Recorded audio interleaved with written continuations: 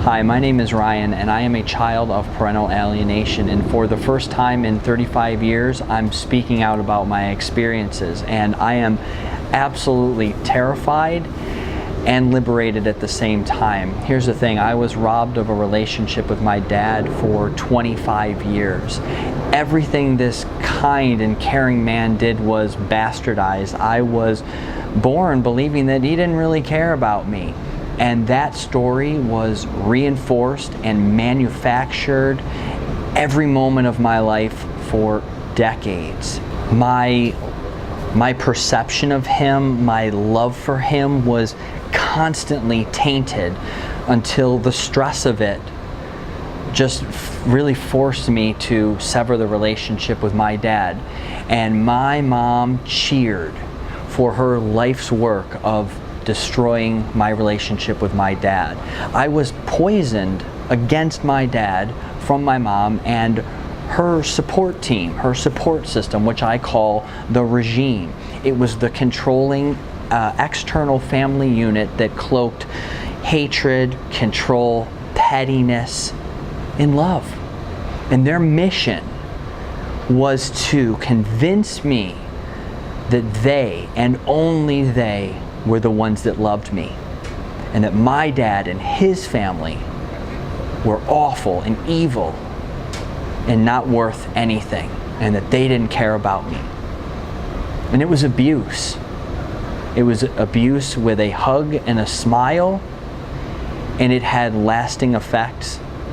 And so now I'm speaking out to help alienated parents prevent, cope with, and beat parental alienation. Now look, I'm not a doctor, I'm not a psychiatrist, I'm just sharing my real life experiences of someone who has lived with parental alienation for 25 years, who discovered the deceit and changed everything, and reunited with my dad to have the best relationship I have in my life.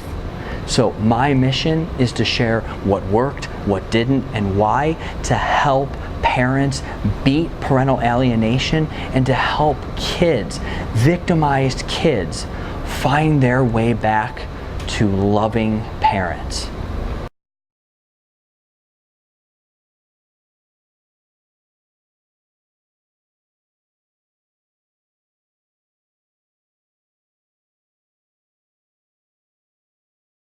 Time with your dad.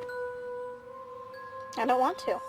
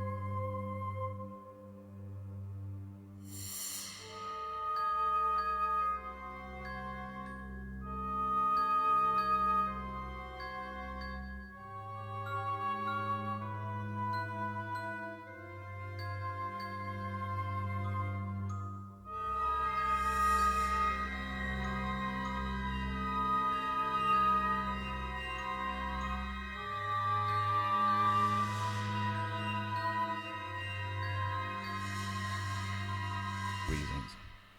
For one, it's a time when, as a targeted parent, we realize just how deeply disturbed the alienating parent is. Both the alienating parent and the targeted parent know exactly what is happening and who is pulling the strings or making the calls. The disturbed parent has manipulated their child, but has the gall to say that it's all coming from the child, claiming that they don't know anything about it and that they're at a loss as to why the child is denying or refusing to go with the other parent. It's a moment of terror for most targeted parents because we suddenly realize what we are dealing with. And it's also so infuriating to us that a mother or father could possibly go this far to harm their own child. You eventually get to a point where you have to give up on trying to understand it. It's what I recommend to others who ask why and how a parent could do this to their own child. I tell them to stop trying to understand and stress how it's an impossibility for a healthy mind to fully understand the workings of a deeply disturbed one.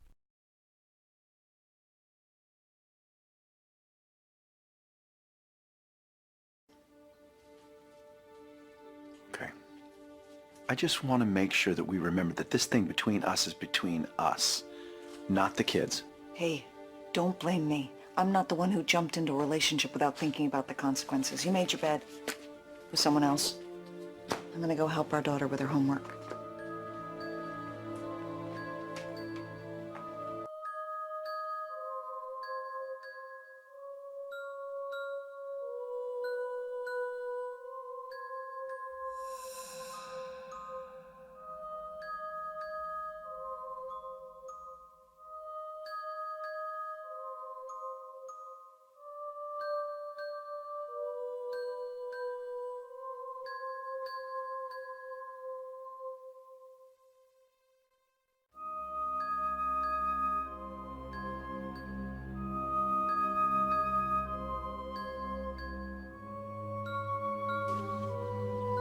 She didn't come.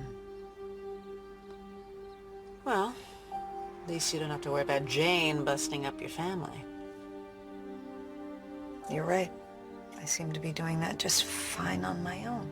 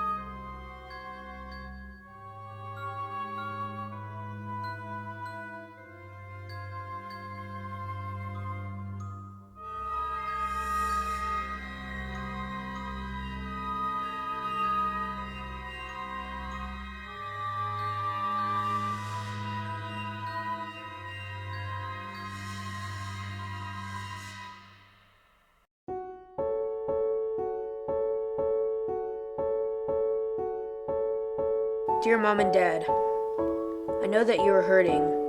I'm hurting too. I feel and feed off your tension, fear, and shock. Although I am young and cannot express verbally what is happening in our lives, I am still feeling the impact. My heart is broken every time I have to give up a parent. My sense of security is lost. Please don't assume that I am resilient. Please don't assume that my life will be exactly as it was, and that I will continue to feel the same love from both of you. I am a human being just like you. My needs are just like yours. I need love, attention, nurturing, stability, consistency, affection, understanding, patience, and mostly to be wanted. When you fight over me or put me in the middle of your argument, you are sending me the message that winning with each other is more important than my life. I am learning from you that it is better to be right than to be loved. You are teaching me that I came from a person who is unlovable and wrong, and that I am somehow wrong too. When you confide your hurt in my heart, you are storing up adult pain and robbing me of my childhood. You are taking away my belief that love is unconditional and replacing it with a message that tells me to become hard and not to love because I will get hurt and not be able to recover. may not understand this today, and I am so small that you are not thinking about my future, but you are putting me at a greater risk of getting a divorce myself. At times, you are risking my safety to fill a void in your heart. My safety is your job. Without you and your protection, I am unshielded from the world. This will manifest in irrational fears for me, because I will stay in a state of fight or flight for most of my life. Someday, this initial shock will wear off, but how you choose to parent me through this crisis will never wear off. I will either feel your sense of selflessness, support, protection, or I will have a scar on my heart with a message that reads, "Good things happen to good people. I must be bad." Thoughtfully, the child of divorce.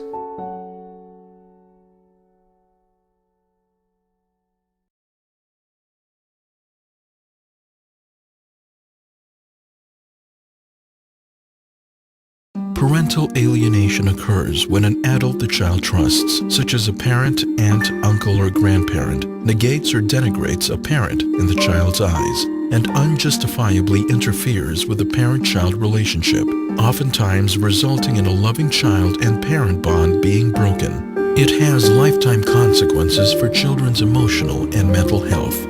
Thousands of children suffer from parental alienation and hostile aggressive parenting. We need your help to protect the innocent.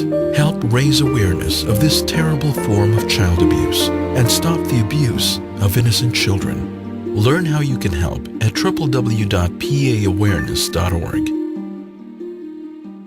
I also learned that many mothers and fathers who are targets of alienation were also victims of domestic violence.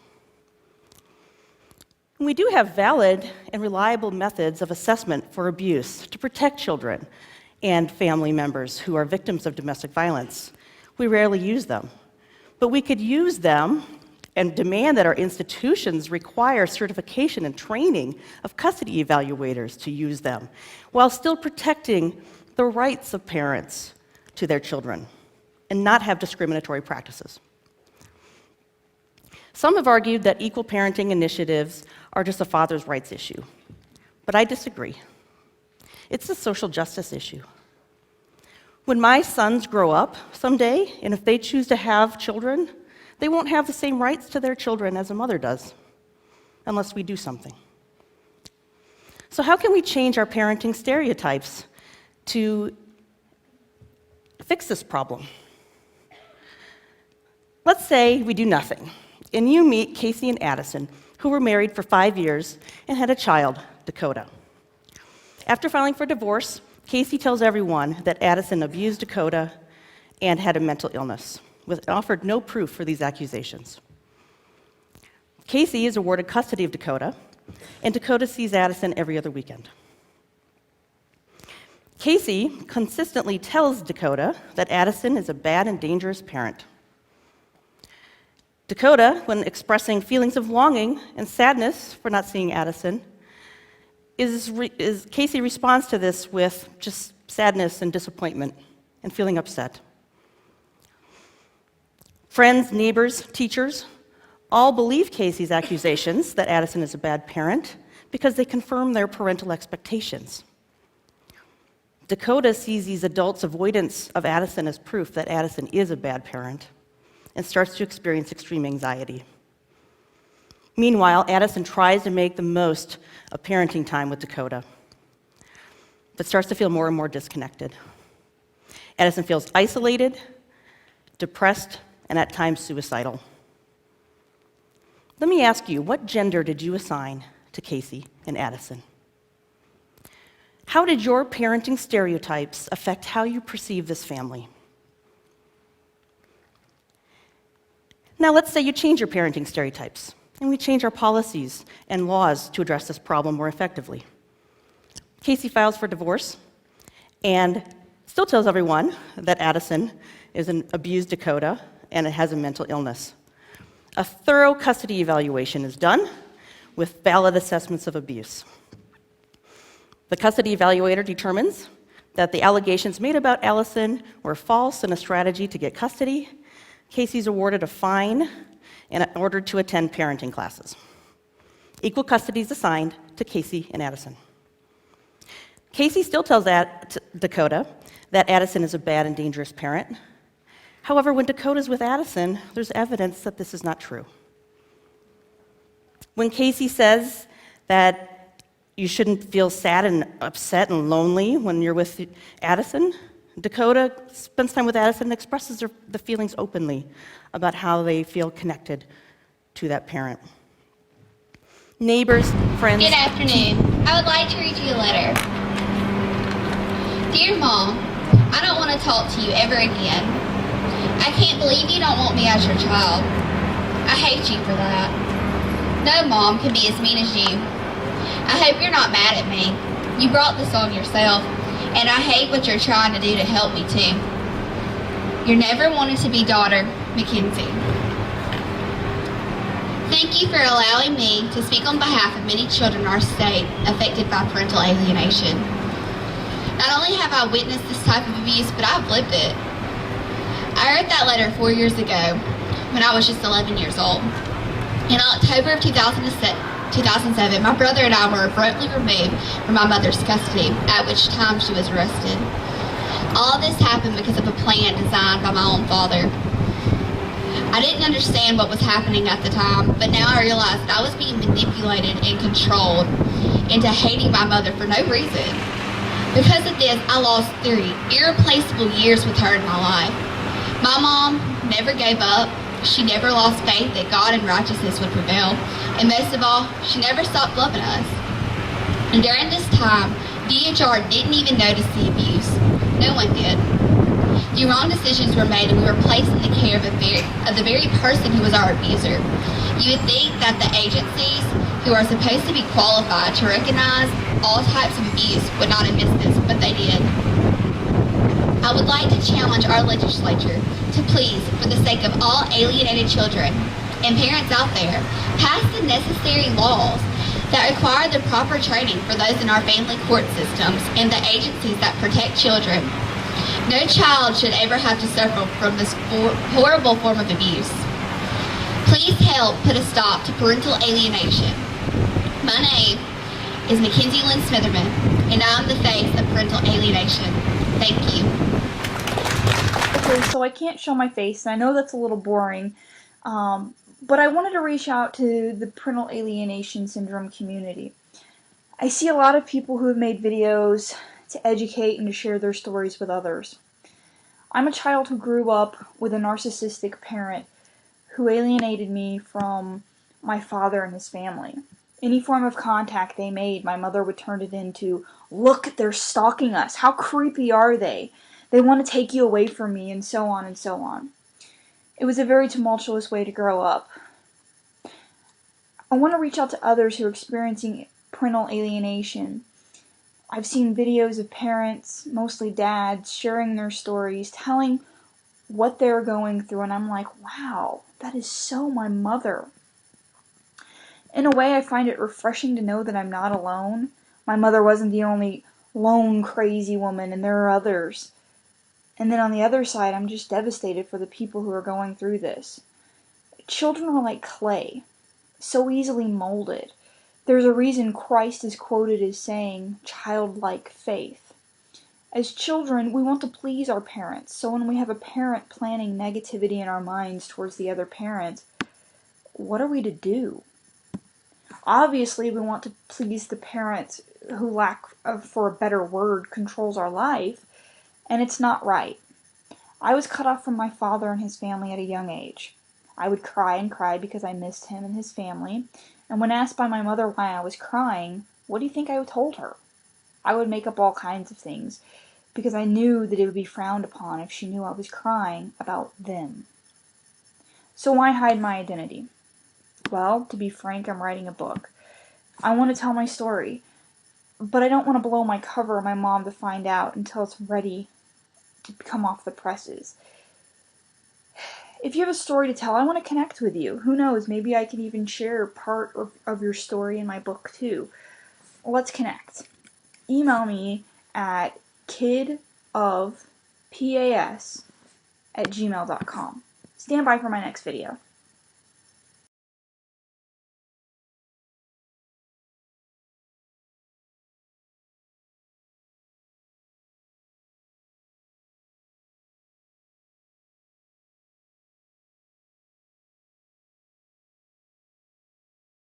city are you from? I'm from Dallas, Texas. Have you ever heard of parental alienation? No, I haven't until just now.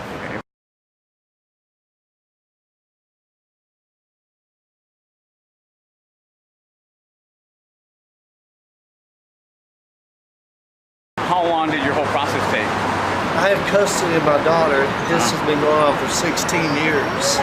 So, 16 years of my daughter having to kind of endure so much. You know? Yeah, and it's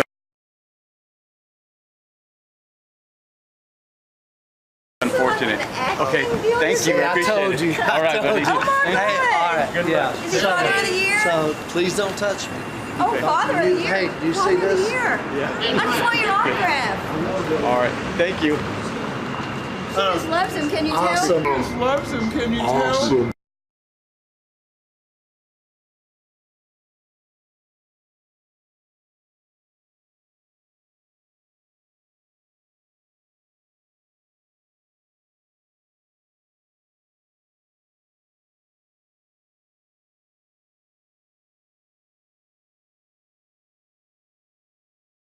So, I told you this was good. Hey, baby. Hey, you did the performance. Thank you. Thank you for showing up for the first time in all these years. And it didn't do anything but hurt the thing. Don't touch me. Honey, you know what? You know what? The good thing is you have a lighter right here. And God knows